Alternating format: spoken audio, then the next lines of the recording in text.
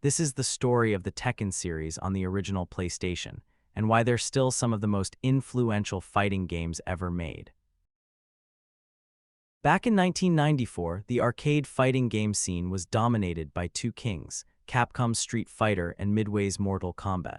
Both were two-dimensional, side-scrolling brawlers that had captivated a generation. But a new challenger was about to enter the ring. Namco, a company known more for Pac-Man and Ridge Racer, decided to take a huge risk. They wanted to create a fighting game that used the new, cutting-edge power of 3D graphics. The idea was simple but groundbreaking. Instead of flat, digitized characters, Tekken would have fighters made of polygons, with a camera that could actually move around them. This meant you could sidestep attacks, move in and out of the plane of the fight, and pull off moves that were impossible in a 2D game. It was a whole new way to play. The team at Namco had a huge challenge ahead of them. The technology was brand new, and they were trying to build a new kind of game from the ground up. The original Tekken had a roster of 18 characters, with some being hidden or palette swaps of others. You had the stoic hero Kazuya Mishima, the powerful but broken father Heihachi Mishima, the mysterious ninja Yoshimitsu, and a cast of other fighters, each with their own unique style and look. The story was simple: a grand fighting tournament called the King of the Iron Fist Tournament, hosted by the evil Heihachi, with a giant cash prize and the title of king on the line. When it first hit arcades, people were blown away by the graphics. The characters looked so real, so solid. The environments felt like places you could actually visit, but what really hooked people was the gameplay. Unlike some other fighting games where you needed to memorize long, complicated button presses, Tekken was different. The controls were mapped to the four limbs: a button for the left punch, one for the right punch, one for the left kick, and one for the right kick. This simple design made it easy for anyone to pick up and play. You could smash buttons and still pull off cool moves, but as you got better, you started to see the real depth. You learned how to chain attacks together, how to time your blocks, and how to use the 3D space to your advantage. Tekken wasn't just a game, it was an event. It became a huge hit in arcades, and everyone knew a home console version was inevitable. The PlayStation was the perfect home for Tekken. With its ability to handle 3D graphics and its new CD-ROM format, it could bring the arcade experience right into your living room. When Tekken was released on the PlayStation in 1995, it was a smash hit. The graphics were almost identical to the arcade version, and the gameplay felt just as smooth. It was the first time many people had seen a game like this at home. The game sold over 2 million copies and became one of the most important launch titles for the PlayStation. It showed the world that Sony's new console was a force to be reckoned with, but Namco was just getting started.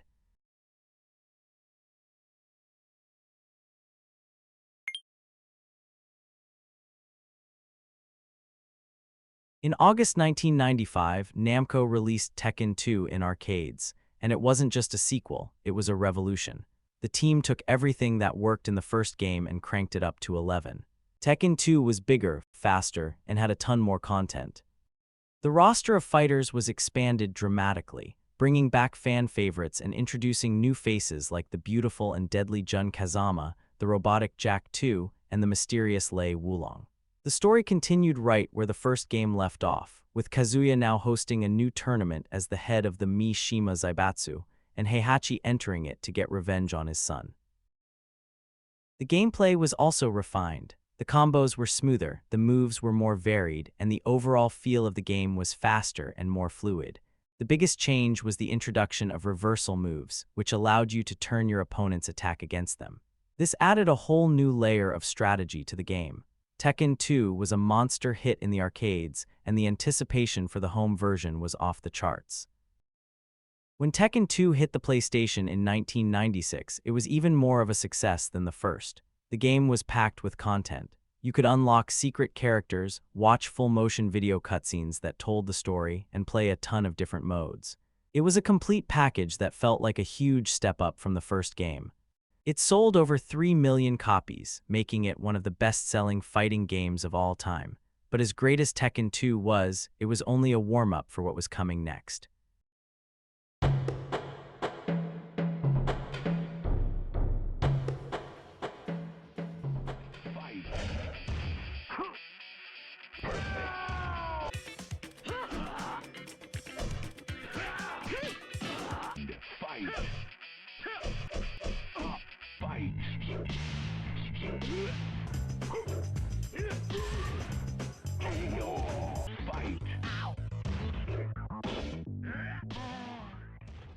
The release of the PlayStation 2 was still a few years away, but Namco wanted to push the original PlayStation to its absolute limit. In 1997, they released Tekken 3 in arcades, and it was a masterpiece. The graphics were so good, it looked like it belonged on a next-generation console. The character models were more detailed, the animations were incredibly fluid, and the special effects were stunning. The game introduced a whole new roster of fighters, including the fan-favorite Jin Kazama, the young son of Kazuya and Jun, the kickboxing legend Horang, and the capoeira master Eddie Gordo. The story was set 15 years after Tekken 2, with the tournament now plagued by a mysterious evil creature called Ogre. The gameplay in Tekken 3 was a massive leap forward. The sidestepping was smoother and more intuitive, making 3D movement an essential part of the game. The combos were longer and more devastating, and the new characters all had unique and creative fighting styles. The game's excellent mechanics ensured that every character was viable and felt fun to use. The arcade version of Tekken 3 was a global phenomenon, and the PlayStation port was arguably even better. When Tekken 3 came out on the PlayStation in 1998, it was a triumph. Namco had somehow managed to squeeze an arcade-perfect port onto the console. The graphics were a little less sharp, and the frame rate was a bit lower, but it was so close to the arcade version that most people didn't even notice. The home version was packed with a ton of extra features. You could play the classic arcade mode, a new team battle mode, and even a weird but fun side-scrolling beat-em-up mode called Tekken Force. The biggest addition was the hidden Tekken Ball mode, a bizarre but hilarious volleyball-style game where you could hit a ball at your opponent using your special moves. The game was a huge critical and commercial success, selling over 8 million copies and becoming the PlayStation's best-selling fighting game. Tekken 3 remains a classic to this day because of its almost perfect balance, deep gameplay, and incredible roster of characters. It was a game that anyone could play, but only the most dedicated could master. It was the peak of the franchise on the PlayStation, a game so good it's still played competitively today. Tekken's journey from a risky experiment to a fighting game powerhouse is a lesson in smart design, constant innovation, and a refusal to settle for good enough. The developers at Namco took a chance on a new technology, and with each new game, they perfected their craft. They proved that 3D wasn't just a gimmick, but a whole new way to experience fighting games. So why are these three games still so important? They helped define the PlayStation as a home for serious fighting games. They showed that home consoles could deliver an arcade-quality experience.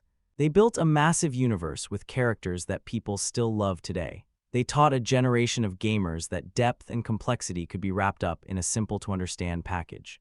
The legacy of these games can be seen in every 3D fighting game that came after. They didn't just build a franchise, they built a genre. The Tekken trilogy cemented its place in history, but its true legacy lives on in your memories. Share your favorite moments in the comments below and let me know, who is your favorite fighter from the original PS1 era?